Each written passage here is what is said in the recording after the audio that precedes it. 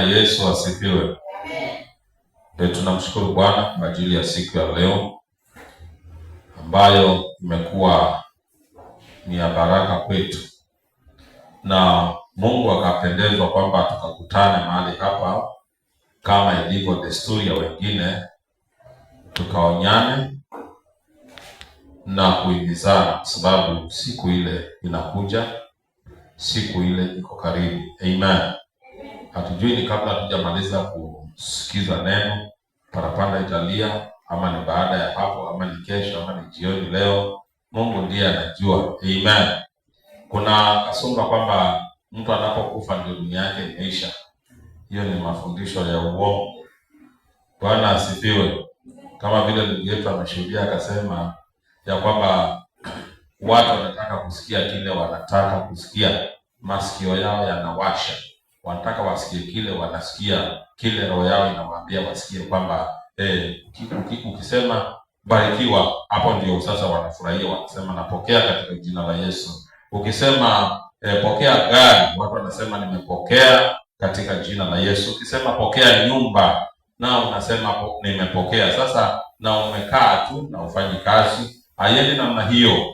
Unapokea hivyo vitu Mungu akiwa ameona unafanya kitu, maana anasema atabariki kazi ya mikono yako. Sasa ile kazi unaenda kufanya baada ya kuomba, hiyo ndio Mungu anabariki, na anapobariki mazao yake yanakuwa ya baraka. Amen. Amen. Hii yote inakuja kupitia kwa kusikia neno la Bwana na kulitii. Na kuna vitu tutaviongea ambapo Mungu amenielezea kuhusu nini. So yule ambaye utakuwa makini kusikia neno la Bwana, utasikia sauti ya Bwana ikinena na wewe. Kama utakuwa makini, kuna vitu mtavinena na Mungu ameniagiza ninene kwenu katika masikio yenu, ili mkaweze kujengeka na kusaidika. Amen. Kichwa cha ujumbe ni kubarikiwa kwa ajili ya uungu. Kubarikiwa kwa ajili ya uungu. Blessed for the supernatural. Blessed for the supernatural. Tutasoma kitabu cha Mwanzo mlango wa 32. Mwanzo mlango wa 32 fungu la 26 mpaka fungu la 29. Nitasoma kwa uwezo wa Bwana. Nasema hivi: akasema niache niende, maana kuna pambazuka. Akasema sikuachi usiponibariki. Akamuuliza, jina lako nani? Akasema Yakobo.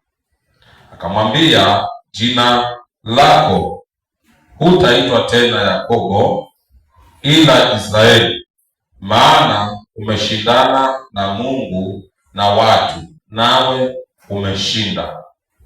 Yakobo akamuuliza akasema, niambie tafadhali jina lako. Akasema, kwa nini waniuliza jina langu? Akambariki huko. Yakobo, nafikiri nimesema mpaka 29. Bwana Yesu asifiwe. So Yakobo anabarikiwa na Mungu, na baraka za kiuungu sio za mara moja, huwa ni za kuendelea, kwa sababu huwezi sema ya kwamba kwa mfano ni gari halafu ukaikata katikati, sasa ile sehemu ya mbele ikabaki na ya nyuma ikabaki. Hiyo gari inaweza kwenda mahali kweli? Hata ya mbele haiendi mahali na ya nyuma haiendi mahali, kwa sababu mbele na nyuma lazima ziwezane, zisaidiane kwenda. So ni kama chain vile inazunguka ya biskeli ama ya pikipiki, vile inazunguka, ndio vile maisha yetu ya Kikristo ama ya kiroho, wacha nitumie kiroho, supernatural, ya kiuungu, vile mtu anaweza kubarikiwa kupitia kwa kuendelea kupokea lile neno kila wakati, ili likamjenge, ili likambadilishe, ili likamuinue, ili likamtengeneze, ili likamfadhili, likamtie moyo, likamfariji, likamtengeneze, likamrekebishe. Wakati mwingine litakuja na maumivu, likukanye usikie uchungu mpaka useme kama hujakomani litoto tu la kiroho, na hiyo kanisa siendi tena, wacha ikae hiyo kanisa kwa sababu mimi nimeingiliwa. Ni kwa sababu Mungu ametaka kukukanya. Bwana asifiwe. Na maandiko amesemaje katika ibada ya kwanza ya kwamba kila mtu ampendaye ufanye nini? Umrudi. Bwana asifiwe. Kila mtu ampendaye ufanye nini?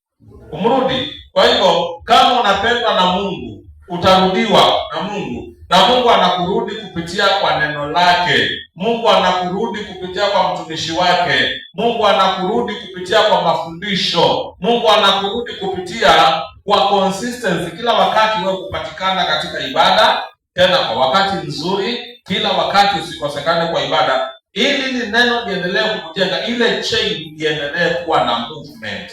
Bwana asifiwe. Kwa mfano ukichukua baiskeli ama pikipiki, ile chain uikate, hiyo pikipiki itaenda? Kwa nini haiendi? Nataka mtu ajibu. Kwa sababu sasa si nisikie tu mtu anaongea. Kwa sababu ya nini? Sasa kama nimekatika chini, kwa nini siende? Nataka kujua kwa nini siende kama nimekatika chini. Nguvu gani? Nataka kujua. Nataka kujua inapatia nguvu namna gani? Nataka kuelewa kabisa, mnieleze. Inasaidia kuzungusha mguu. Kivipi sasa? Maana sasa imekatika na mguu bado utazunguka tu. Hata ukisukuma mguu utazunguka. Inashikana na inchi wapi? Mbele. Ili ikizunguka iende mpaka kule nyuma, izungushe ile tayari ya nyuma. Kutokana na ile nguvu ambayo inatoka wapi? Mbele. Izungushe ile tayari ya wapi? Ya nyuma. Ile tayari ya mbele itazungushwa ni kwa sababu ya nyuma pia inaenda. Tunaelewana? So ile chain inapatia ile nguvu ya engine kuzungusha tayari ya nyuma ili ya mbele ifanye nini? Iende. Tunaelewana? That's why unashauriwa kama unaendesha pikipiki, ukienda kupiga kona ambayo ni sharp, utateleza uanguke. Kwa nini? Tayari ya mbele haijipeleki, inapelekwa ni tayari ya wapi? Ya nyuma. So hata gari ya kawaida, sipokuwa siku hizo wametengeneza gari ambazo zinavuta na mbele, hata ile gari ambayo inavuta na mbele bado pia haiwezi kuenda isipobalance mwili wake na tayari ya nyuma ili iweze kuenda. Maana hata ukakata hiyo gari katikati, bado hiyo tayari ya mbele ikiwa na injini yake bado itaenda mahali? Haiwezi. Kwa nini? Itakwaruza chini, itajivuta chini kwa sababu umekata. Bwana asifiwe. So hivyo ndio vile tunapaswa kuelewa ya kwamba baraka za Mungu hazina kipimo. Baraka za Mungu hazikomi. Baraka za Mungu hazina kikomo, hazina mwisho, na hazikatibu asema sasa mimi nimevipata, nimefaulu katika maisha, nimefaulu kiroho, wacha sasa nitulie. Maandiko anaongea kuhusu mbavu mmoja aliyelima shamba lake, na shamba likazaa sana. Lipozaa sana, akaona sasa ana mahali pa kuweka haya mazao. Akasema nitabomoa ghala langu, nijenge upya ili mazao yakiwa tayari nipate kuvuna, niweke katika ghala. Akabomoa, akajenga vizuri ghala kubwa. Alipojenga, akavuna, akaweka pale yale mazao yake. Alafu kesho yake akawaambia moyo wake, sasa tulia, ule, ufurahi. Mungu akasemaje? Akasema, mpumbavu wewe, ninataka roho yako. Na akachukua roho yake akafa. Alibaki akisherehekea, alibaki akila. Kwa hiyo baraka za Mungu hazina kipimo. Bwana asifiwe. Tukiangalia kuhusu Yakobo, maandiko anasema kwamba yeye alishindana na nani? Na Mungu. Na akashindana na nani? Na wanadamu. Naye akafanya nini? Akashinda. Bwana asifiwe. Maana hapa verse 26 inasema hivi. Akasema niache niende, maana kuna pambazuka. Akasema sikuachi usipofanya nini? usipofanya nini? Nani aliongea hayo maneno? Yakobo. Bwana asifiwe. Akamuuliza, jina lako ni nani? Akasema Yakobo. Yakobo ndiye aling'ang'ana na Mungu, alishikana mweleka. Unajua mweleka? Kama unajua mweleka, Biblia yangu haisemi mweleka, inataja nini? Mweleka. Sijui ni Wakamba au alikuwa anaandika Biblia, lakini nasema mweleka, haisemi mweleka. Walishikana mweleka alfajiri kama kuna pambazuka, maana walishikana kuanzia usiku, wakang'ang'ana mweleka. Yakobo aangushi Mungu na Mungu aangushi Yakobo. Hivyo basi haimaanishi pia ni Mungu alikuwa anaongea na yeye, lakini hapa ninapoangalia maandiko sana na kuchunguza, maana kuchunguza maandiko sana kwa wakati mrefu, naona si Mungu, ni malaika wa Mungu. Bwana asifiwe. Bwana asifiwe. Wakang'ang'ana mweleka. Na verse 28 inasema hivi, akamwambia, jina lako hutaitwa tena nani? Yakobo, ila Israeli, maana umeshindana na Mungu na watu, nao umefanya nini? Umeshinda. Bwana asifiwe. Sasa anasema sikuachi mpaka unibariki.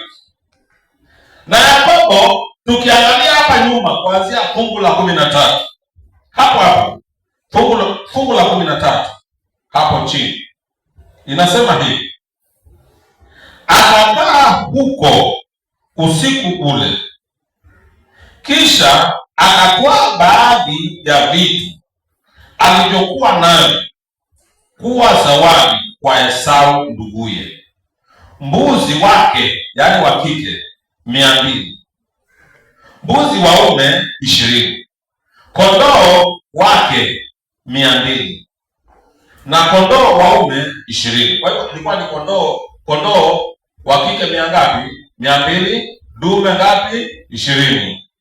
Mbuzi ngapi? 200, wa kiume ngapi? 20. Bwana asifiwe. Haleluya. Sikia, ngamia wanyonyeshao 30 pamoja na wana wao, ng'ombe wake 40 na mafahali 10, punda wake 20 na wana wao 10. Akawatia mkononi mwa watumwa wake, kila kundi peke yake, naye akawaambia watumwa wake, vukeni mbele yangu, mkaache nafasi kati ya kundi na kundi. Sasa hawa walikuwa ni watumwa wa Yakobo. Nataka tuelewane vizuri. Watumwa wa Yakobo, ilikuwa Yakobo sasa ametoka kwa mkwewe, alikuwa anaitwa nani? Laban. Thank you. Bwana asifiwe. Ametoka kwa ankole, anaitwa anko, mjomba wake Laban, na amepewa wake zake wawili na anarudi na wao na mali zake. Sasa unasikia hiyo imetajwa hapa, ng'ombe, ngoje tuanze, mbuzi wa kike 200, dume za mbuzi 20, kondoo wa kike 200, kondoo wa kiume 20, na ngamia na punda wakatajwa wote hapo. Na akarudi tena akawa anapatiana masharti ya kwamba mtavuka kivuko, lakini mkishavuka mtaenda kwa kuachana. So kondoo, mbuzi ndio wanatangulia mbele kwa mfano, maana hapa iko andiko wanatangulia mbele, lakini wanatangulia mbele kwa mfano, mbuzi 200 wa kike na dume 20, kwa hivyo 220. Alafu waache nafasi wale wachungaji wa mbuzi wawe mbele, alafu kubaki nafasi kubwa, alafu nyuma yao kuwe na kondoo na wale wachungaji wao wawe ni 200 wa kike, na nyuma yao wawe ngapi? 20. Alafu kuna punda, kuna ngamia, kuna ng'ombe, wote sasa wamewekwa makundi. Na walipowekwa makundi, Yakobo anatoa amri ya kwamba wasiende pamoja, waachane. Bwana asifiwe sana. Alafu baada ya hapo, Bwana asifiwe, tumefika basi ngapi?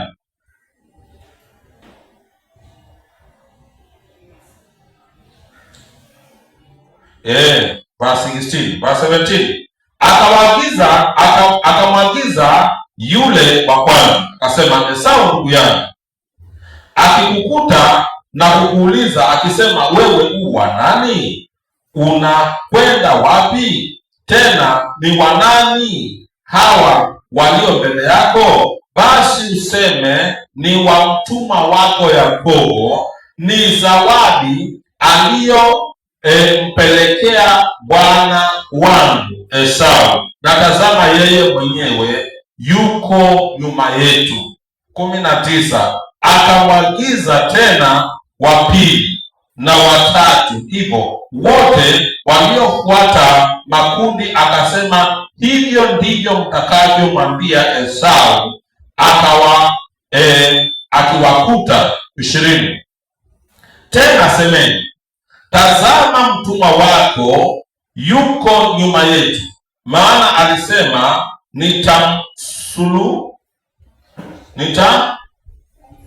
nitamsuluhisha kwa zawadi inayonitangulia, baadaye nitamwona uso wake, huenda atanikubali uso wangu.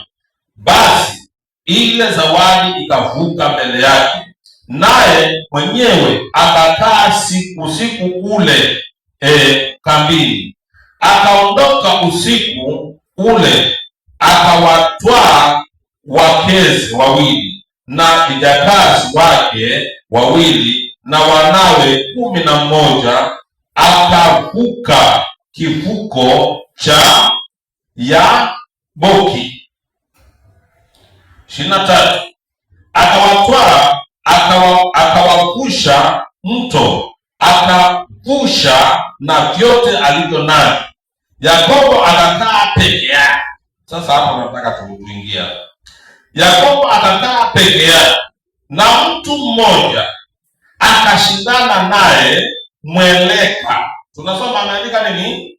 Mweleka hata alfajiri. 25. Naye alipoona ya kuwa hamshindi, alimgusa panapo uvungu wa paja lake, akateguka uvungu wa paja la Yakobo alipokuwa akishindana naye. Bwana asifiwe.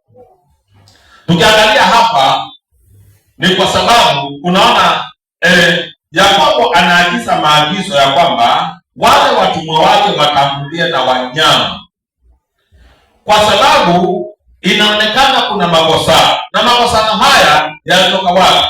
Yalikosana wakati Esau aliambiwa ya kwamba nenda ukafanya nini? Mawindo, uje unipikie, na ukishanipikia nitakula nami nitakubariki. Lakini baada ya kusikia vizuri, nikishakula nisikie vizuri, nitakubariki. Tunaelewana?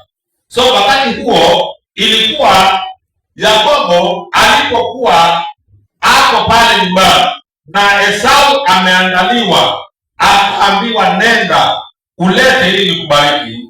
Esau akaenda kuwinda, na alipokuwa anaenda kuwinda, mamake akamuita na wakatengeneza na wakafanya ujanja na mama yake. Hapo sitasema Bwana asifiwe. Na hapa ndio tunasema Bwana asifiwe. Kwa ubaya uliotokea, Bwana asifiwe. Sasa akamuita, wakafanya ujanja na wakatengeneza kitoweo, na ni suru ama ni nini? Tuite nini? Ni supu. Bwana asifiwe. Bwana asifiwe. Wakatengeneza mtuzi, unaitwa mtuzi. Wakatengeneza chakula kizuri, wakawa wamechinja mnyama mzuri, na walipotengeneza yule Yakobo akavalishwa manyoya vizuri, ili kwa sababu Esau alikuwa na nini? Na manyoya. Sasa alipoenda pale kwa babake Isaka, alipofika mahali pale akasema, nimekuletea ule unibariki. Akauliza, wewe ni nani? Akasema, mimi ni Esau. Lakini nani anaongea? Ni Yakobo.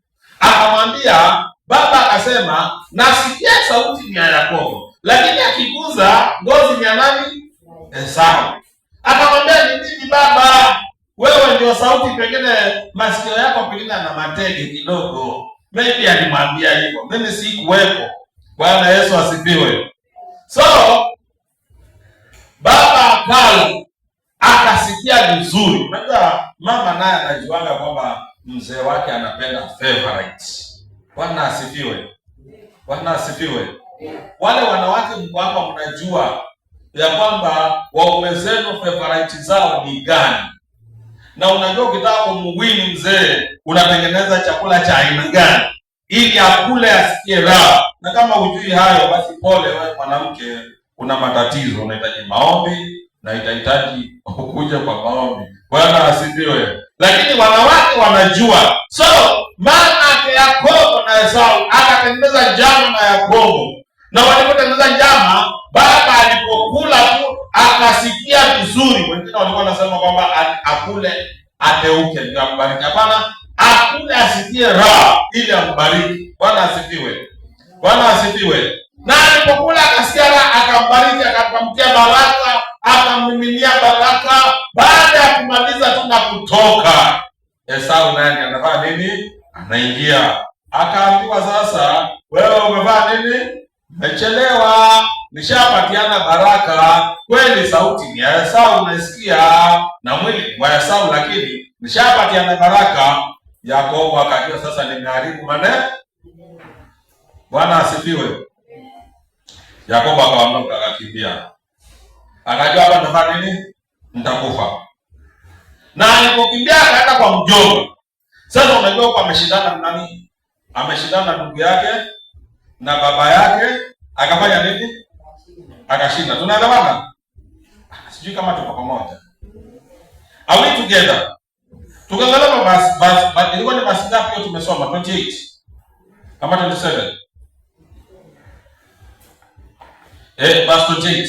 Verse 28 inasema, akamwambia, jina lako hutaitwa tena Yakobo ila Israeli, maana umeshindana na Mungu na watu, na wewe umefanya nini?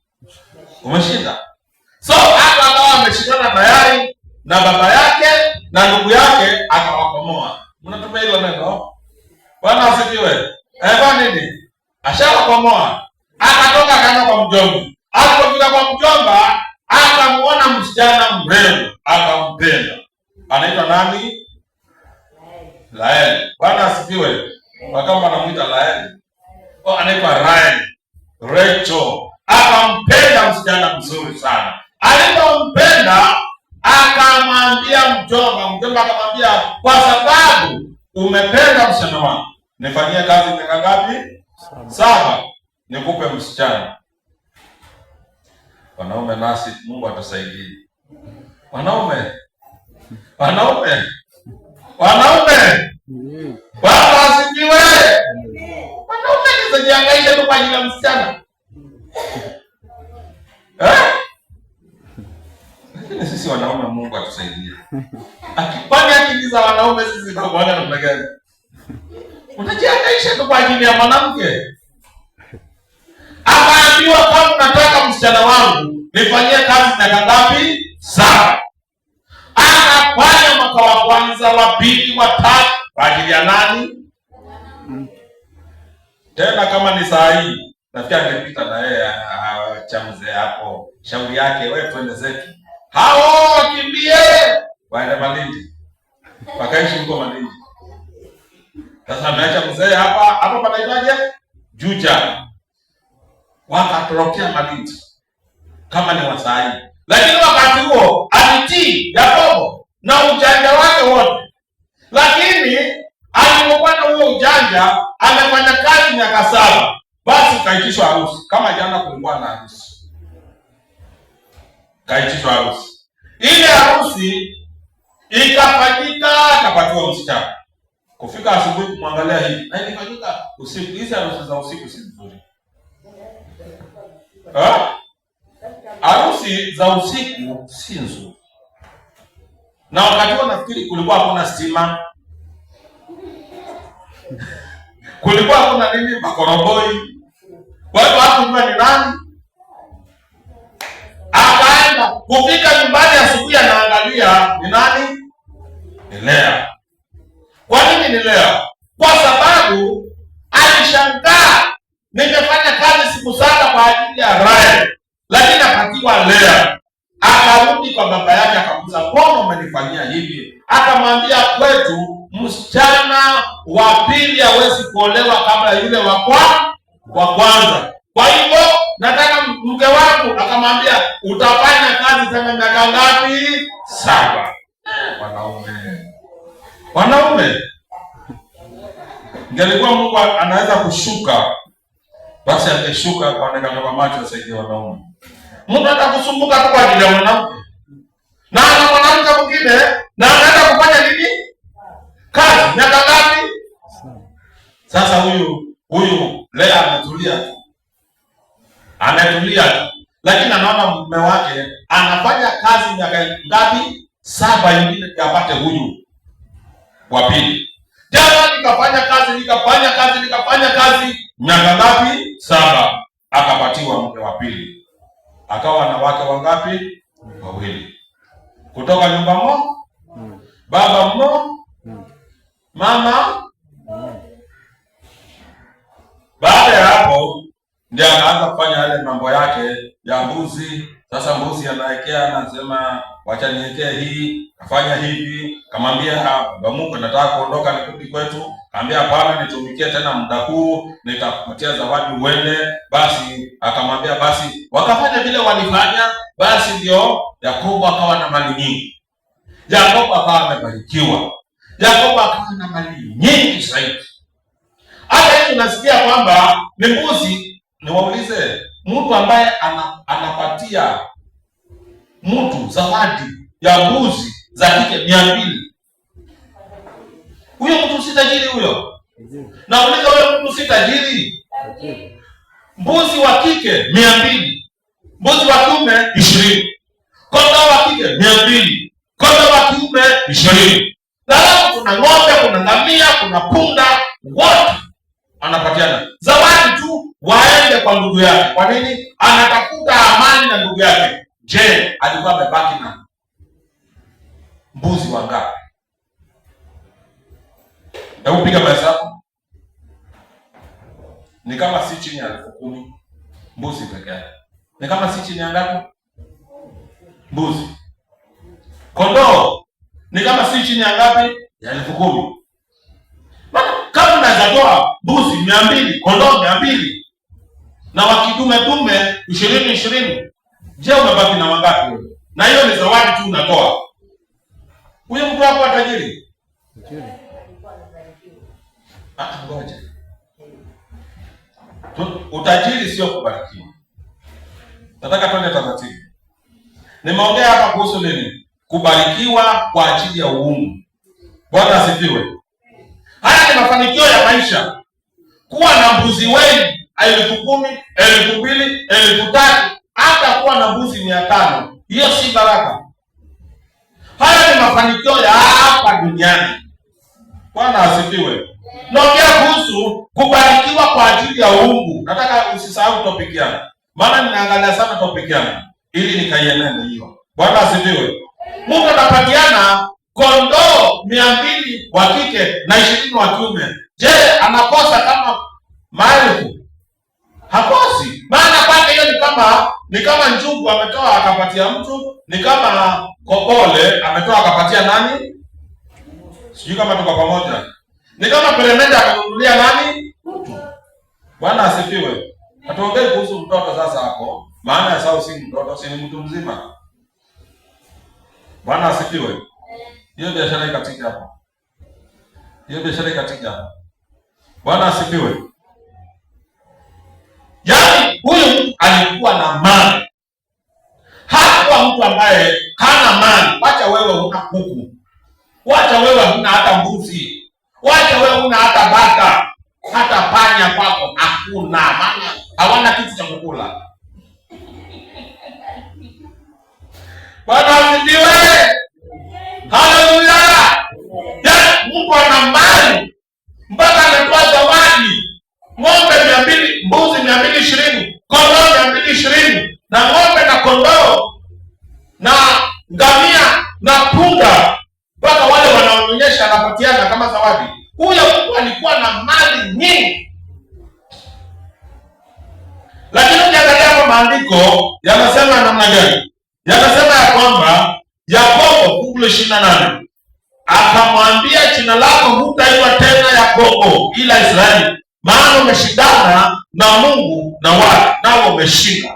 Imagine huyu jamaa Yakobo akiwa kwa tumbo la mamake, walikuwa ni mapacha wangapi?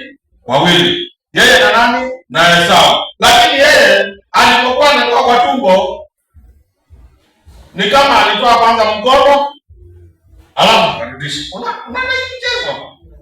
Yakobo ni mtu. Mnajua maana ya jina Yakobo ni? Yakobo. Bwana asifiwe. Yakobo, maana ya jina Yakobo Kikamba inaitwa makwata. Sema makwata. Na makwata ndio munga. Yaani kwa Kiswahili wacha nimute mshikaji. Yaani kwa mtu akushika. Kila anaona anafanya nini? Anashika. Kila anaona anafanya nini? Anashika. Yakobo akatoka katika tumbo la mamake. Hapo ameshinda.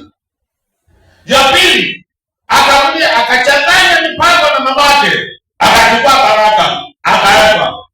Akatoka, akaenda kule kwa mjomba, na hapo pia akafanya nini? Akashinda. Yaani yeye ni mshindani, ni mshikaji, ni mtu ambaye akiona anashika, akiona anashika, akiona kushika. Watu wanaitwa Yakobo, usicheze na wao. Bwana asifiwe. Bwana Yesu asifiwe. Lakini ukiangalia hapa kuna mahali ambapo wanasema ya kwamba katika fungu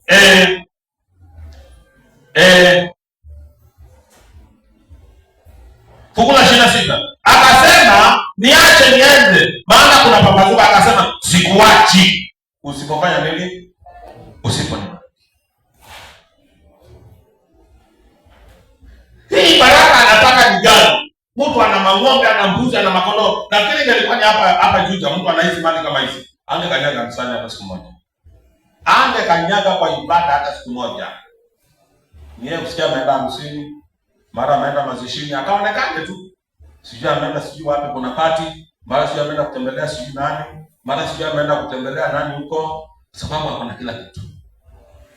Watu wamesahau kwamba kuwa na vitu vya dunia sio baraka, ni mafanikio. Na huyo jamaa ameshinda katika mashindano. Imagine hata hapa tukiangalia fungu la ngapi? Fungu la 20 na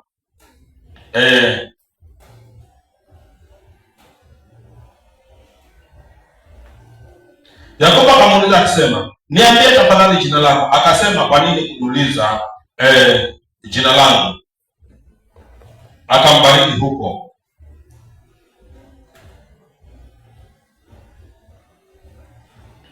Kuna mahali inataja kuhusu fungu la 25. Fungu la 25 nasemaje? 25. Naye alipoona ya kuwa hamshindi, alifanya nini? Wale tuko pamoja tunasoma. Alifanya nini?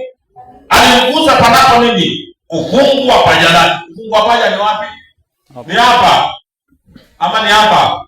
Ufungu wa paja. Bwana asifiwe. Naye alipoona ya kwamba ya kuwa hamshindi, alimgusa panapo ufungu wa paja lake. Akateguka ufungu wa paja la Yakobo alipokuwa akishindana naye. Yaani maji jamaa anashindana na malaika wa Mungu mpaka anateguliwa. Hapa panaweza teguka vipi hapa?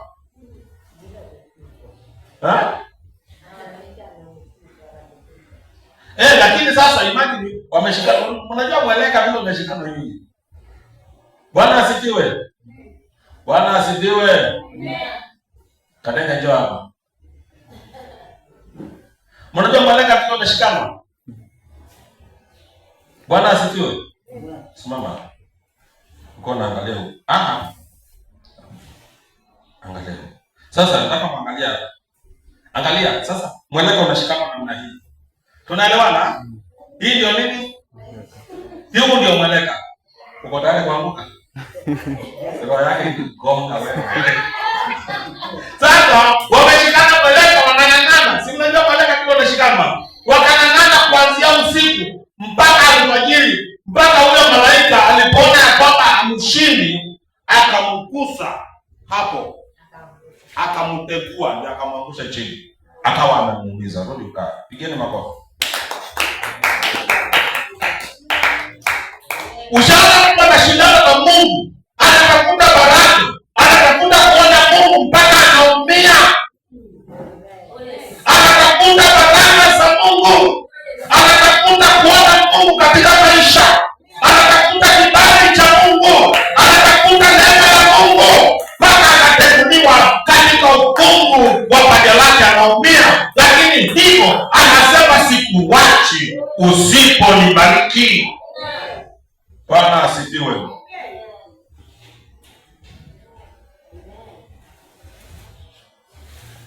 Fungu la 25 anasema hivi. Naye alipoona ya kuwa mshindi, alimguza panapo ukungu wa paja lake, ukateguka ukungu wa paja la Yakobo alipokuwa akishindana naye. 26 akasema niache niende. Yaani huku jamaa ashateguliwa kabisa, ameumizwa kikuu. Sasa hata nikikuchia, lakini bado ameshikana na yeye nini?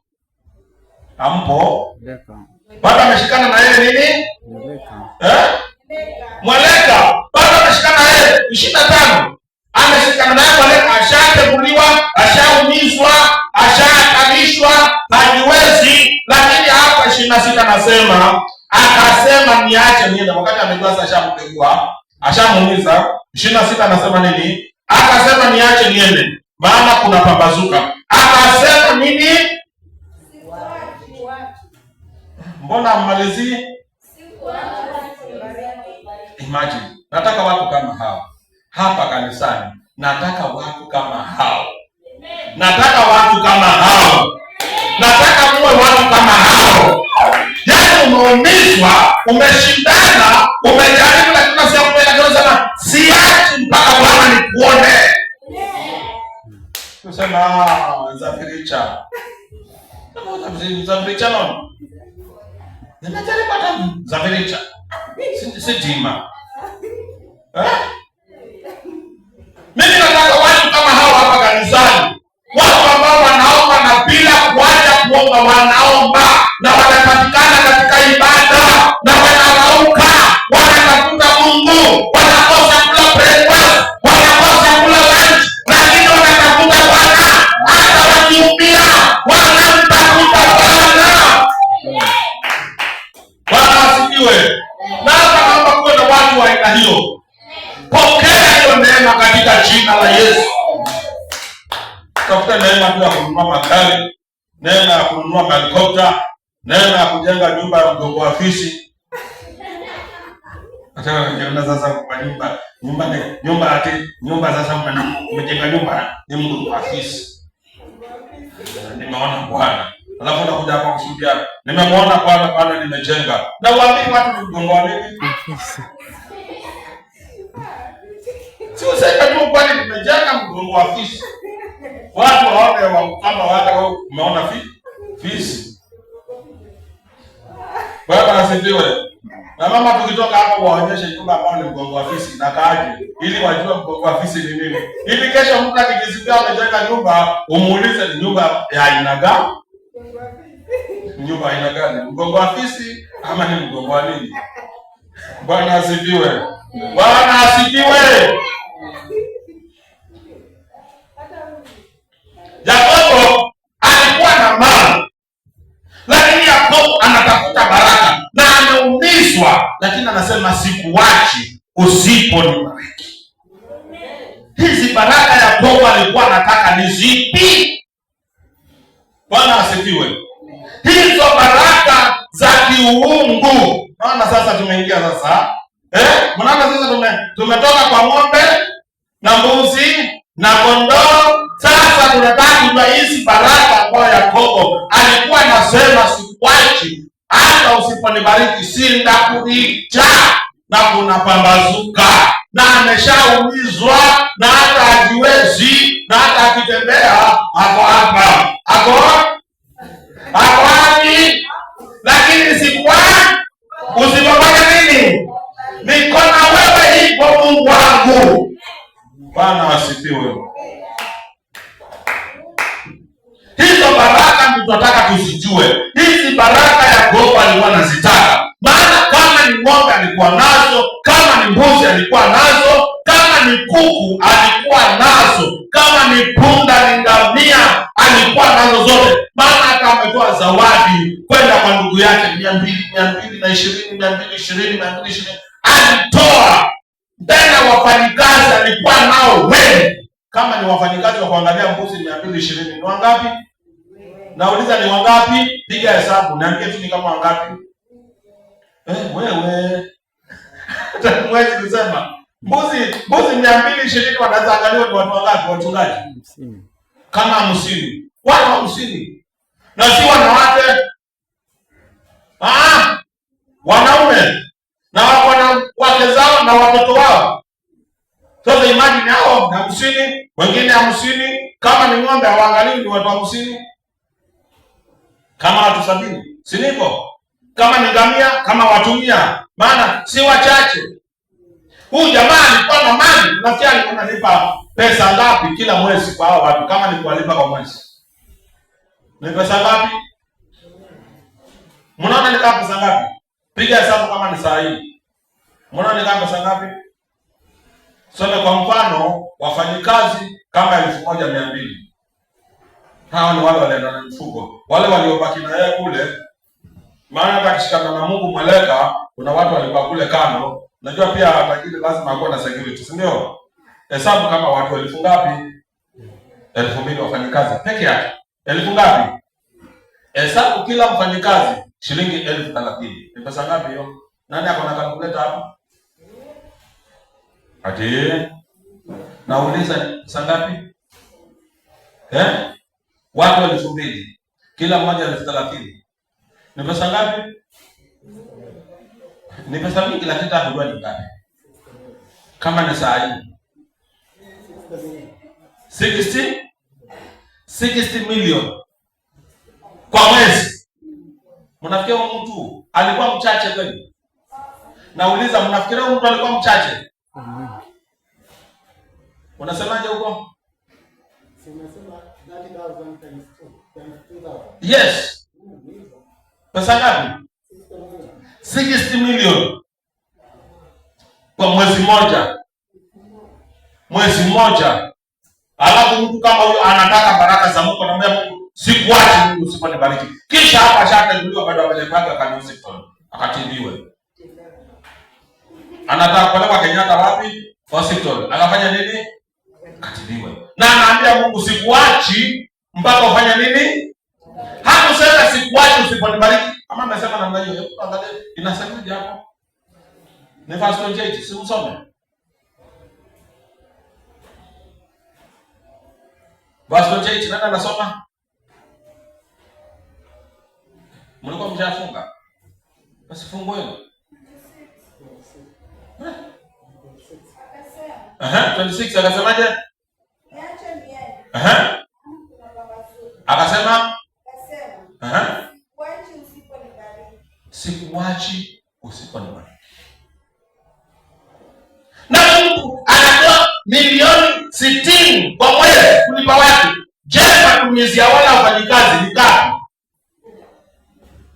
Matumizi yao peke yake ni ngapi? Matumizi ya familia yake. Tena imagine ana watoto amezaa wa kiume ngapi? 12. Na watu kila mmoja ana vyake na mali zake. Wachana ule ngonyo, yule ngonyo wa hapa Marathon. Alikuwa na mali nyingi. Mtoto wake mmoja akaongana na mama yake wamwambie baba ampatie yule kijana mali yake aende zake. Akaita mkutano, akawaweka pamoja, akasema sasa nataka kila mmoja achukue mali yake. Anzeni nyinyi kuchukua mali zetu. Wakachukua mali zao, kila mtu kila chini kinampendeza akachukua. Walipomaliza akasema bado mimi sasa nichukue mali yangu na mimi niende zangu. Akarudi akachukua wake zake wote, akachukua watoto wake wote. Hao mpaka hao wamechukua hizo mali, akachukua na wao, akachukua hizo mali zao, akasema nyinyi ni wangu na hizi ni zangu na hizi ni zangu. Akachukua zote, akazungusha tena ni zake. Huyo anaenda kwani? Ngoja alifanya hivyo kwa Baraka. Si leo, miaka mingi. Wewe ukiona mtu anaitwa Ngonyo, sicheze na yeye. Bwana asifiwe. Bwana asifiwe. Ni baraka gani Yakobo alikuwa anataka? Ni baraka za kiungu za aina gani? Bwana asifiwe. Tuangalie kitabu cha Genesis chapter 16 verse 11. Genesis chapter 16 verse 11. Hapa ni kuhusu yule Agar, kama ni Agai ama ni nani, yule mke wa Ibrahim. Verse 11. Nataka tuelewe hapo. Maana kama hutang'ang'ania hizi baraka, utakuwa duni maisha yako yote. Bwana asifiwe. Kama hutang'ang'ania hizi baraka, utakuwa duni maisha yako yote. Hata kama una pesa ngapi, una mali ngapi, una magari mangapi, una magorofa mangapi, bila hii baraka wewe ni bure. Mwanzo 16:11 inasemaje? Malaika wa Bwana akamwambia, tazama wewe una nini?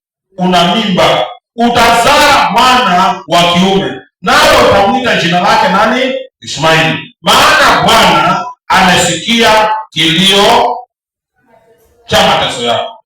Bwana asifiwe.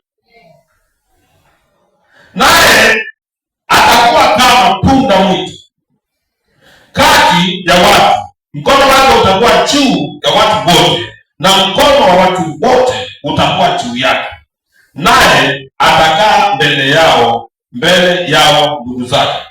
Akaliitia jina la Bwana, alisema naye, wewe u Mungu uonaye, kwani ulisema hata hapa nimemwona yeye anionaye. Hebu fikiria, nimemwona yeye. Mbona tuko pamoja? Nimemwona yeye, nimemwona yeye, nimemwona yeye aniona. Unaona, hii ndio baraka naongea kuhusu kumwona yeye anayekuona. Yaani unajua Mungu anaweza kukuona, lakini wewe ufanye nini? Haumwoni. Huwezi kusikia sauti ya Mungu akiongea. Huwezi kusikia Mungu akinena na wewe. Angalia hapa, anasema ya kwamba nimemwona yeye anionaye. Kumaanisha Mungu alinena naye na akasikia sauti ya Mungu. Bwana asifiwe. Ni kweli alifanya makosa, lakini naye alipatiana kwa Ibrahimu. Ni nani? Ni mke wa Ibrahimu. Hata wanawake mchunge. Unaweza patia mume wako mwanamke mwingine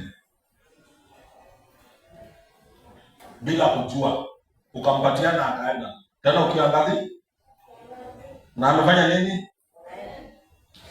Juzi nyanya hapa alisema sicheze na mimi.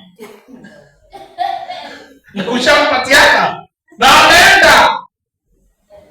Kusoma hapo ndipo tunaona Ibrahimu alikaa miaka 85 hana watoto, lakini mke wake Sarai alimwambia, chukua mjakazi huyu mwingilie, utapata mwana, ili na mimi nipate mwana, nipate uzao. Wacha nitumie neno hili, nipate uzao katika huyu. Na akamchukua akampelekea. Si ati Ibrahimu ndiye alifuata, alimchukua akamfanya nini? Unaona wanawake hamdai kuongea.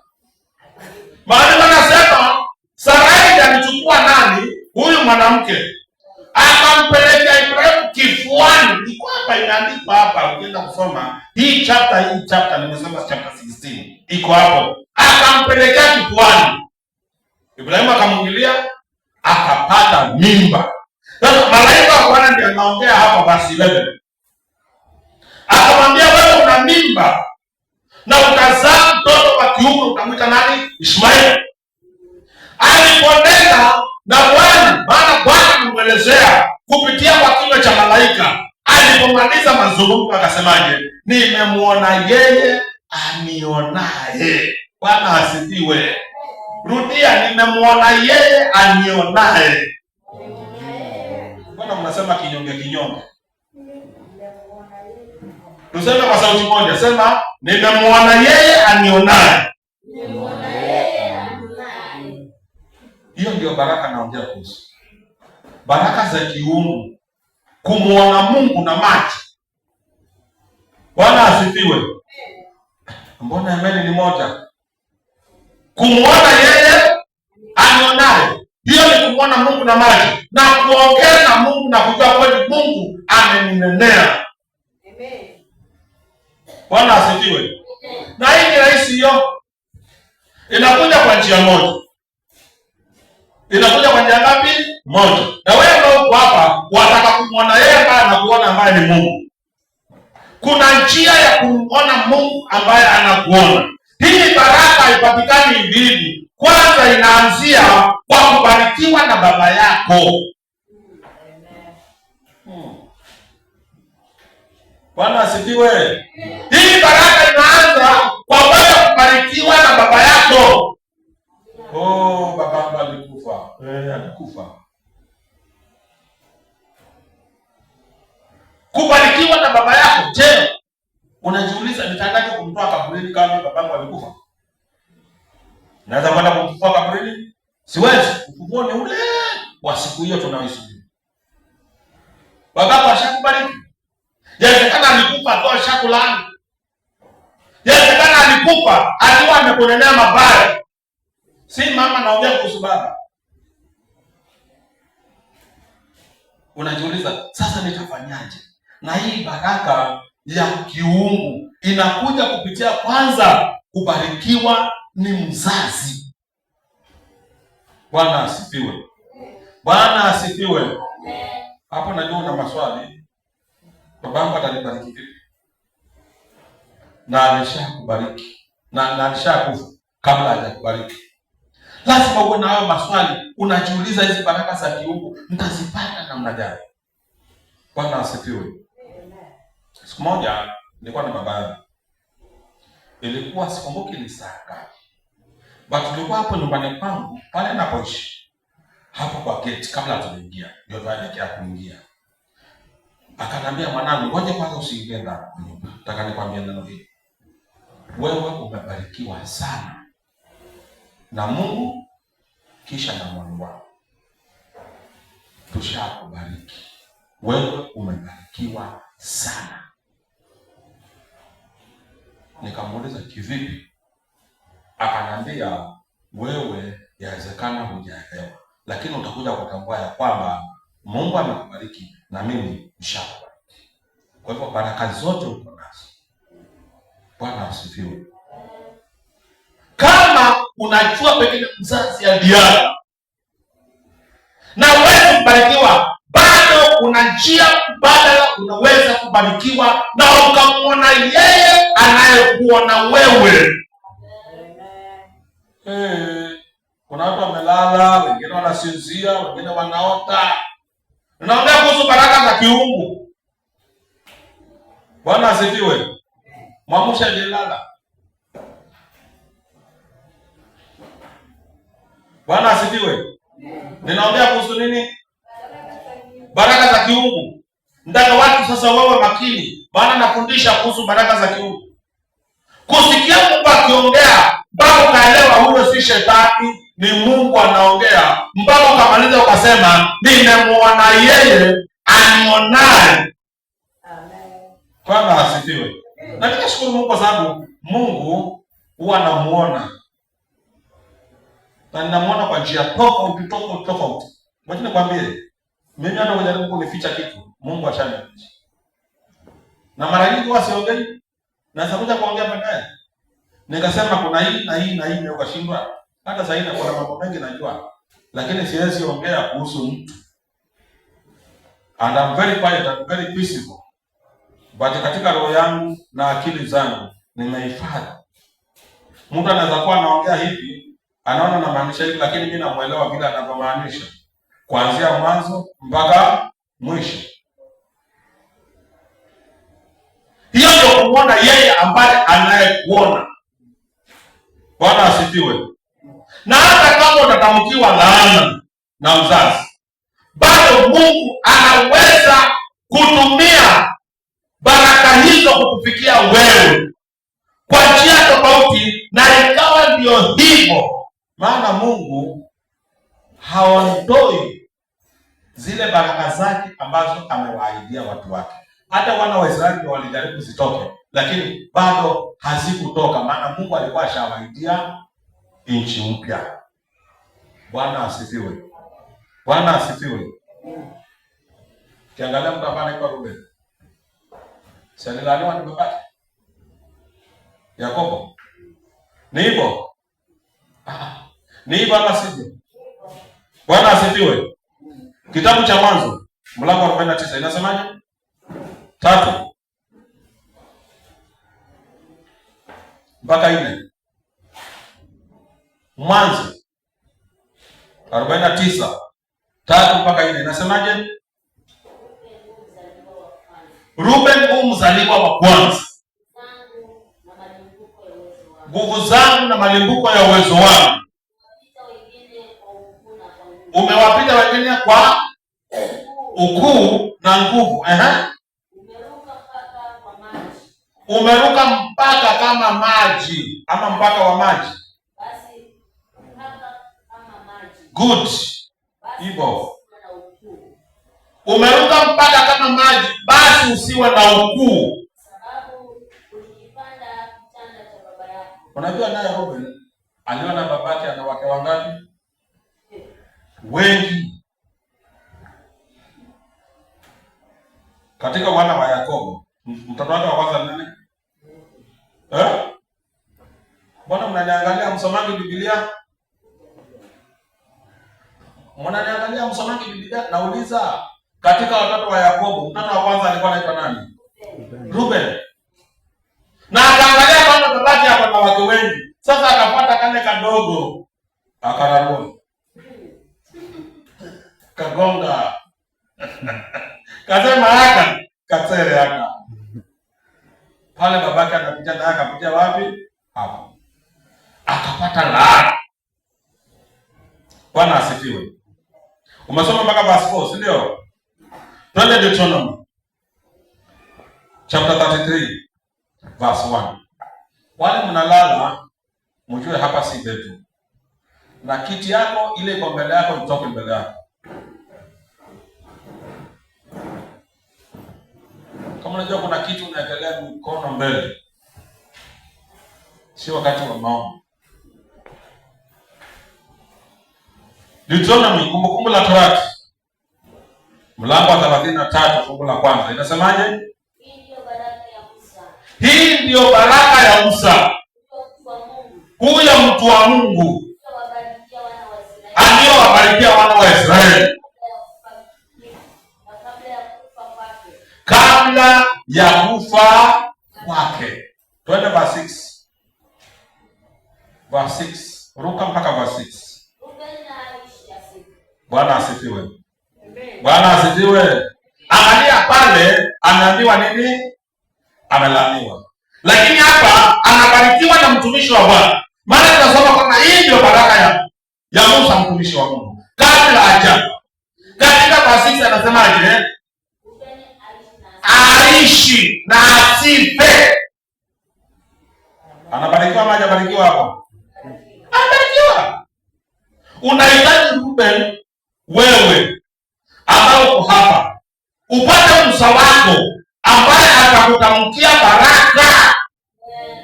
Unaona hizo imani hakuna ni chache. Na sasa unahitaji Musa wako akutamkie baraka. Unahitaji Musa siku ya leo.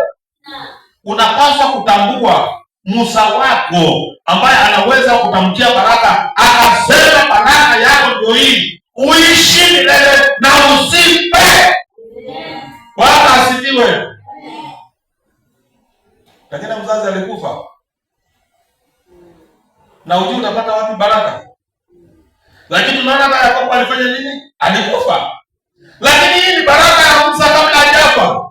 Anatamka, anasema katika fungu la 6. Maana fungu la kwanza anasema, na hii ndiyo baraka ya mtumishi wa Mungu Musa kabla hajafa. Fungu la 6 inasema alimbariki Reuben na akasema aishi na asife. Bwana asifiwe. Nataka siku ya leo utambue Musa wako ni nani. Nataka siku ya leo utambue Musa wako ni nani. Unaona vile imani ni chache. Unaona sasa baraka za kiungu unazikosa. Nasema nataka siku ya leo, naomba siku ya leo utambue Musa wako ni nani. Nataka utambue kwamba Musa wako ni nani ambaye atatamka baraka kwako. Bwana asifiwe. Maana Yesu ndiye njia, kweli na uzima. Sasa huu uzima unaweza kuwa ulikatika kwa sababu ulinenewa na pengine na mtu ambao ulimkwaza, pengine na mtu uliyemuudhi, pengine mtu uliyemkosea, ukanenewa laana. Hata pengine si mzazi. Lakini siku ya leo ukitambua Musa wako ni nani, ukitambua baba yako wa kiroho ni nani, ukitambua pasta wako ni nani, ukitambua mtu wako wa karibu kwa kunenea baraka ni nani, siku ya leo Bwana anaenda kutenda katika maisha yako. Na ndio maana Mungu ameniambia nije niwaelezee siku ya leo. Nimewaambia Mungu ameniambia kitu nije ninene naye. Nataka uwe makini na kwenda kutamka. Mungu ameniambia kuanzia leo wale ambao watakuwa serious na hili kanisa, wale watakuwa serious na kazi ya Mungu hapa, wale watakuwa serious na kupika mapema katika ibada, wale watakuwa serious na huduma zao hapa kanisani, Mungu hata waacha wateseke. Mungu hata waacha wateseke. Amesema siku ya Jumamosi wale watoto watakuwa watii kwa kufika katika mafundisho, wataanza kupita katika mitihani yao. Wataanza kufaulu katika mitihani yao. Wataanza kufaulu kiafya. Wataanza kuwa na afya nzuri. Na watafanya hata wazazi wao huko nyumbani wabarikiwe, wawe na baraka. Kwa sababu hizi baraka Mungu ndiye ametamka, na alimtamkia hivyo leo mpaka nikashangaa, maana nimemwona yeye ananiona. Bwana asifiwe. Bwana asifiwe. Wacha nikwambie, soma kitabu cha Numbers 32:25. Numbers 32:25. Hesabu 32:25. Kitabu cha Hesabu mlango 32 fungu la 25. Nasemaje? Ndipo wana wa Gadi na wana wa Rubeni wakanena na Musa na kumwambia, sisi watumishi wako. Bwana asifiwe. Tutafanya kama vile wewe bwana wangu utuagizavyo. Amen. Amen. Na unajua ukifanya vile baba yako wa kiroho anakuambia, wacha nikwambie, baraka unazipata automatically. Baraka unazipata automatically. Wacha nikwambie, ukiwa mtiifu kwa mzazi wako wa kiroho, sasa usimfiche vitu zingine. Ukiongea waziwa. Ongea waziwa. So unaona vile umenyamaza hata kumalizia statement. Ongea waziwa. Usifiche mambo mengine chini ya carpet. Sijasema dhambi. Usifiche mambo mengine chini ya carpet. Ongea waziwazi. Kuwa mwaminifu. Kuwa mwazi mbele yake. Kuwa mwaminifu, kuwa na bidii. Bwana Mungu ameniambia kwamba ukitaka mtumishi wa Mungu ambaye yuko mbele zako, yule mchungaji wako akubariki, kitu cha kwanza hakikisha na yeye ako na raha na wewe. Hakikisha ako na raha na wewe. Lakini kama wewe leo unaonekana, kesho uonekani, mara umekuja kuchelewa, mara hata ueleweki, mara umepata safari ya ghafla, mara sijui nani sijui. Unajua mimi juzi tulikuwa na harusi pale kwangu nyumbani. Sikiza. Bwana asifiwe. Amen. Jana tulikuwa na harusi wapi? Bwana asifiwe. Jana kulikuwa na harusi wapi? Kwangu nyumbani, hapo nje. Hapo nje. Na tumekuwa na preparation ya hiyo harusi kwa muda mrefu. Muda mrefu. Mtoto wa jirani yangu alikuwa nao. Na mtoto wa jirani yangu akioa, tumekuwa na maandalio ya harusi kwa muda mrefu. Lakini mtu mmoja jirani yangu ambaye ni mwendawazimu, wacha niwatajie hivi, aliniuliza, sasa una mpango gani kesho? Nikamwambia mimi kesho mke wangu ako na semina ya watoto wapi? Kanisa letu Kijiotana. Kwa hivyo akiamka ataenda wapi? Huko. Akiamka ataenda wapi? Kanisa. Na wewe? Nikamwambia na mimi nikiamka ninaenda ofisini. Akamuuliza kwani harusi ni lini? Nikamwambia ni hii kesho, ambapo mimi nitakuwa ofisini na mke wangu ataenda mafundisho ya nini? Ya Sunday school. Kijiotana. Akamuuliza kwa nini? Ungefunga mambo ya ofisi, mke wako akafunga mambo ya huduma, akawachana na hiyo semina, awe hapa mpaka tumalize harusi. Nikamwambia akili yako haina nini? Haina akili. Hiyo kitu unajaribu kuoneleza ni upumbavu mbele za Mungu. Mimi nikijua vizuri kwamba harusi itaanza saa 10, saa 9, saa 10, iisha 11. Kwani harusi inachukua dakika ngapi? Harusi dakika ngapi? Simuongee. Mbona mnaangalia kana kwamba hamunioni? Nauliza harusi huwa dakika ngapi kufungisha harusi? Si ni saa moja? Mpumbavu anambia, wewe funga mambo ya ofisi uwe hapa, mke wako asimamisha mambo ya huduma. Kama una akili wewe. Akili yako ni mbovu. Hakuna kitu kinapaswa kututenga na upendo wa nani? Wa Mungu. Harusi inaweza kukaa, lakini huduma ifanyike. Maana huduma ni muhimu, sina mambo mengine. Na kama harusi itakuwa hapa, si hata nyinyi mko hapa mko wengi, hata mimi nikifa leo, kwani harusi itaendelea? Si itaendelea na mko wengi, nitashika nini? Hata nikija nakuja kushika wapi? Kwa hiyo harusi nitamshika wapi? Naja kufanya nini? Huduma gani kwa hiyo harusi? Naja kufungisha. Isitoshe kijana wa jirani Mkristo ameoa Muislamu na amesilimishwa kwa nani? Muislamu. Sasa naenda pale kama mchungaji naenda kufanya nini?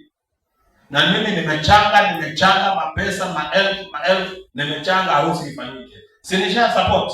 Ni lazima nani kaonekane hapo na ndevu zangu za chuma. Nisimama hapa harusi. Ndio nijulikane kwamba niko harusi. Kama ndio. Chunga akili yako vizuri. Na next time ukiongea na mimi, chunga maneno yako.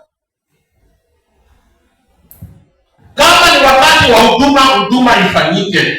Na kusiwe na kitu kitakachozuia huduma. Hakuna. Mimi babangu alinifundisha hata mtu akifa nyumbani, anaacha maiti, anaenda wapi? Mama yangu yuko hapa. Ni kweli ama ni uongo? Kijana wake anaenda Bakari hapo. Alikuwa na miaka 27. Akiwa mochari. Alikufa na akiwa mochari.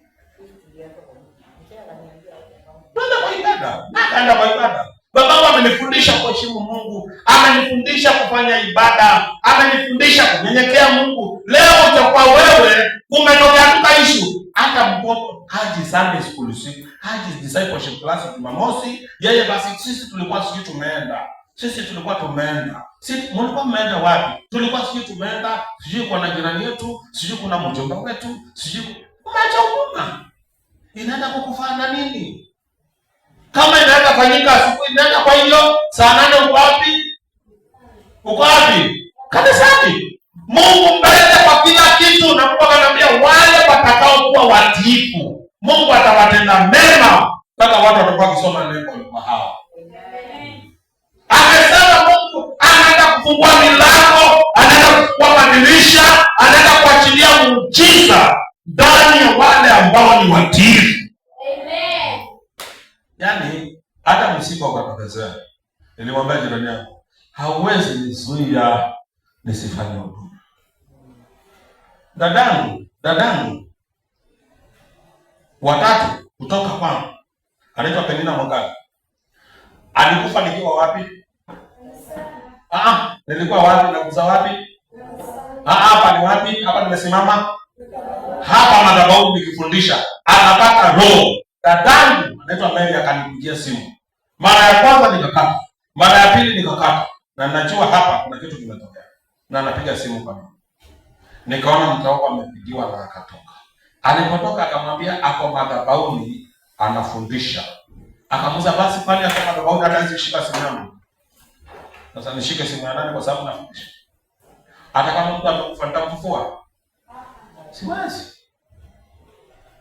Heri wafu wafao katika kwa tangu sasa na hata milele. Matendo yao yanafanya nini? Yanawafuata. Nikamaliza kufundisha, lakini Mungu aliniambia, nikamwona yeye aliyeniona, akaniambia dadako amekuacha, kwa hivyo farijika. Mungu ana neno na hiyo. Na nikafarijika. Nimemaliza ibada, nikaomba ibada ya kwanza ya saa 3 mpaka saa 4. Nikatoka. Nikaweka Biblia yangu. Mke wangu ananiambia sasa umepigiwa simu washiki kwa sababu kwa madhabahu. Nikamwambia ni kweli. Dada ametuacha. Akaniambia vile umekosea ni hivyo. Dada yako ametuacha. Nikasema okay, wacha pumzike. Bwana asifiwe. Bwana asifiwe. Sasa niliangalia sasa nilikuwa niache na nani? Alikuwa aniachie nani? Sasa hata kama ananiachia Mungu, si ataniachia Mungu. Mpaka nipige nduru, Mpaka kama kambuzi.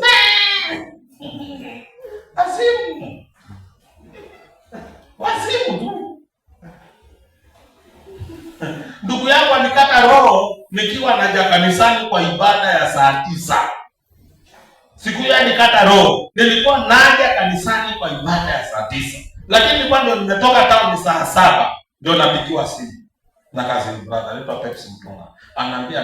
Ananiambia bro yetu ametuacha. Nikamuza saa hii. Akaniambia saa hii ameniacha. Nikasema sasa kama ametuacha, acha roho yake pumzike. Ifanya nini? Pumzike. Na wewe pia Mungu akubariki kwa sababu na wewe umejitolea kwa ajili ya ndugu yetu. Na sisi tuko mbali. Na sisi tumesupport kile tumesupport, lakini Mungu ameona ni vyema afanye nini? Apumzike. Kwa hiyo wewe pia ndugu yetu farijika, na sisi pia tukifanya nini? Tukifarijika. Na sasa hiyo niko jana, unajua tulikuwa tumefika wapi?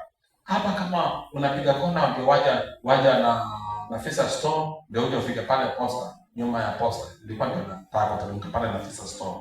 Pale Cheneli, yale makaburi ya Waislamu pale, Waarabu. Nilikuwa ndio nimefika pale. Hata niliambia mtu ambao anasimama. Nilipoona simu nikajua hapa kuna kitu kimeendelea ambacho sicho cha kawaida. Na baada ya hapo nikatoka, nikaja mpaka nyumbani kwa dada. Nikaja nikamwona mama. Nikaongea na mama. Yaani maswali tu ya kwanza ya pili. Mama alikuwa shashikania jua mtoto wangu ameniacha. Hatukupiga ndoto. Tulishukuru Mungu kwa sababu ndio vile Mungu amependezwa nao. Hata ninasimama. Unajua nini? Ni nini ulikuwa unajua? Na ameenda mwezi kurudisha. Bwana asifiwe. Unajua kumuona yeye ambaye anakuona ni baraka. Na pia kumuona Mungu ambaye yeye ndiye anayekuona ni baraka katika maisha yako. Wimbo wetu wa taifa unasemaje? Kila siku tuwe na shukrani. Ama isemi hivyo? Kila siku tuwe na shukrani kwa lolote ambalo linatokea. Jua ni mapenzi ya Mungu. Kama unaniasa na mtu yoyote na kila mtu, lolote litakalokupata, lolote litakalotokea, ushukuru Mungu kwa hiyo. Bwana asifiwe. Tuimbe wimbo pamoja. Uniongoza Mwokozi, ndipo nami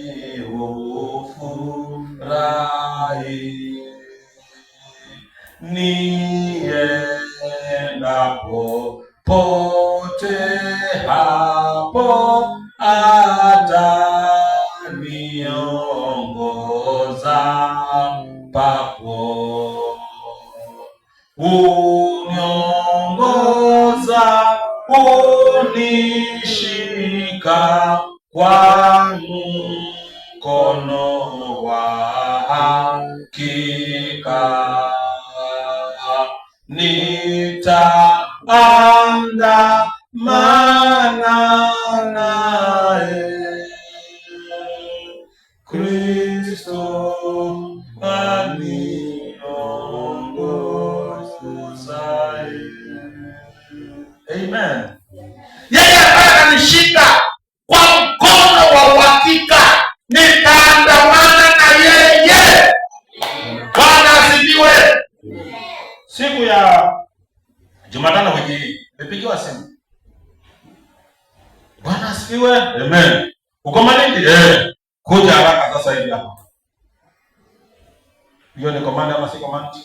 Command. Nauliza ni command ama ni inaitwaje? Ni mtu anakusi ama anakucommand? Anakucommand. Anacommand. Na nikapa huyo amepiga simu. Nikapa amepiga simu. Sikumuuliza kuna nini. Sikumuuliza kuna nini? Nilichukua pikipiki ya kwanza. Kunipeleka Kiwatanga pale kanisani pesa ngapi? Wa kwanza akaniambia ni ngapi? Nikatoka nikaenda kwa mwingine. Sinafanya mnada sasa. Nafanya mnada? Kunipeleka Kiwatanga pale kanisani pesa ngapi? 150.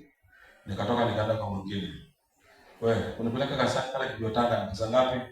100. Nikamwambia twende. Nikapanda pikipiki. Fika pale. Bwana asifiwe. Amen. Karibu sana baba. Keti hapo. Keti baba hapo. Keti. Haya ngoja kidogo. Haya njoo hapa, njoo. Tukaenda. Haya kuja hapa. Niuliza kuna nini? Twende huku. Kidogo kufika hapa hapana twende hivi. Kufika hapa njoo hapa. Kufika hapa njoo chukua kiti hapo kaa hapa. Nikapatiwa kiti nikakaa. Kidogo njoo tayari. Njoo twende. Huyo tukaanza kufika.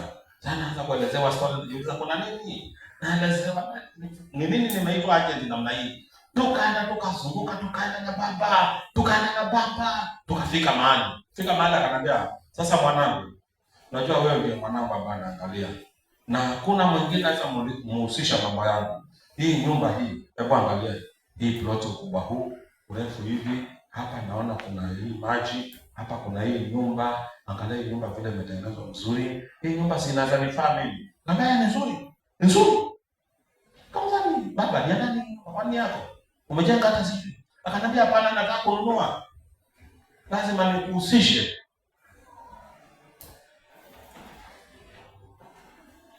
Naona kila mtu ametokea. Bwana asifiwe. Lakini nimeitwa ghafla. Ni nani? Baba. Ni baba askofu. Nikawacha mambo yangu. Nikawacha shughuli zangu. Nikawacha mambo yangu yote. Na yale nilikuwa nafikiria nitafanya. Nikaenda. Sasa tukaanza kushauriana. Alafu akaniambia sasa ombea hii nyumba. Sasa baba wako anakuambia ombea. Na yeye ndiye baba askofu anakuambia ombea hii nyumba. Nikainua mkono nikibariki. Na nikaidai katika jina la Yesu. Anataka kununua. Ananiambia mwanangu sina pesa lakini nataka hii nyumba. Na kuangalia wewe sasa mimi. Sasa mimi hiyo nyumba ndio naangaliwa sasa milioni 3. Nikamuuliza hawezi kupunguza hata shilingi. Akasema pengine mkiongea naye atapunguza. Nikamwambia sawa. Akaniambia basi onana na ndugu zako Jumanne muongee, alafu ende kwa baba mkubwa uje na yeye uje muonyeshe. Jana niongea na baba mkubwa. Huyo baba mkubwa kabisa nikaongea naye. Nikamwambia baba, tukitoka Tezo naomba nikupeleke ukaona nyumba ABC. Akasema wapi? Nikamwelezea akasema okay. Sawa basi. Wacha ifike siku hiyo tufike hapo. Bwana asifiwe. Yaani angalia huu mstari wa 25. Hesabu mlango wa 32 fungu la 25. Inasema Tulikuwa tumesoma hapo mahali. Unasemaje? Wale wasomi. Ndipo wana wa Gadi na wana wa nani? Wa Rubeni. Wakasemaje? Wakanena na Musa wakamwambia nini? Na kumwambia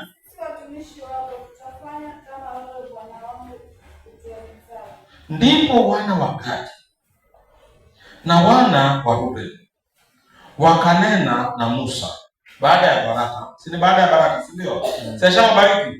Si ashawabariki na kumwambia, sisi watumishi wako tutafanya kama wewe bwana wangu unavyo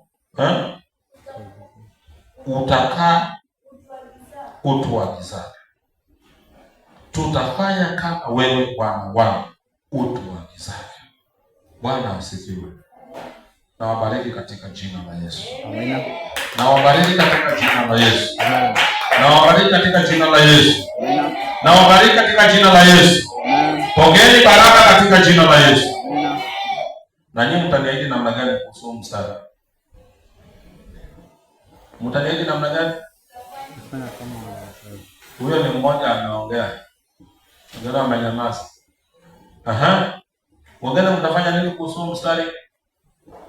Tutafanya kama wagizaji. Simuongee ama kuna watu hataki kuongea? Watoto, mnasema nini kuhusu mstari? Someni mstari tena, usome. Kuna watu hawaelewi kile kinaendelea. Wako lakini hawamu. Ndipo wana wa Gadi na wana wa Rubeni wakanena na Musa. Akamwambia, sisi watumishi wako tutafanya kama wewe bwana wangu utuagizavyo. Na nyinyi mnaniambia nini leo kuhusu mstari? Tutafanya kama wewe uagizavyo. Ongea kwa sauti ya juu. Tutafanya kama vile unatuagiza. Bwana asifiwe. Kama ni mke wa mchungaji amesema tunafanya, bado jua mchungaji ndiye ameongea. Kama ni secretary amesema tunafanya hivi, bado ni mimi nimefanya nini? Kama ni vice chair ameongea kwa niaba ya nani? Yangu. Mtafanya vile alivyowaagiza. Bwana asifiwe. Kiongozi yoyote ambaye ninafanya huduma naye akiongea ni mimi nimeongea. Usidharau mtu kwa sababu amekwambia. Kile amesema, jua hicho ndicho mimi nilichokiongea. Na ninajua hawezi kutumia mamlaka yangu vibaya. Wanayatumia vizuri. Na wale ambao watawatii wao, watakuwa wamenitii nani? Mimi. Na wale watakao nitii mimi, wamebarikiwa katika jina la Yesu. Wamebarikiwa katika jina la Yesu. Wamebarikiwa katika jina la Yesu. Matthew, nikimalizia. Matthew chapter 10 verse 40. Nasema nini? Matthew 10:40. Inasema nini?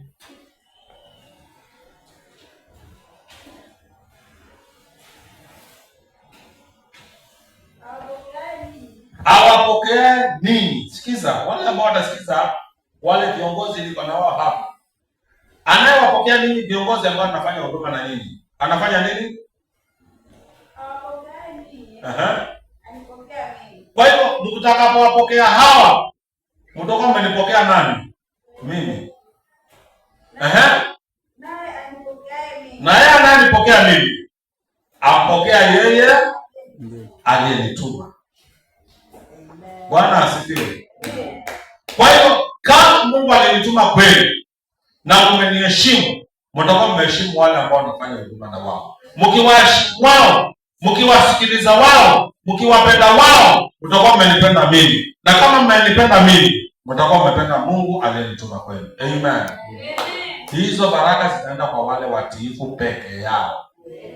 Wale watiifu peke yao. Si mtu anakuja kanisani mara ashatoka mbio, hata ujue ameenda wapi. Kama wengine walikuwa hapa, sasa wametoka hata wajulikane kule waliko, wameenda. Ni utiifu huo? La. Na usipotii utapata baraka?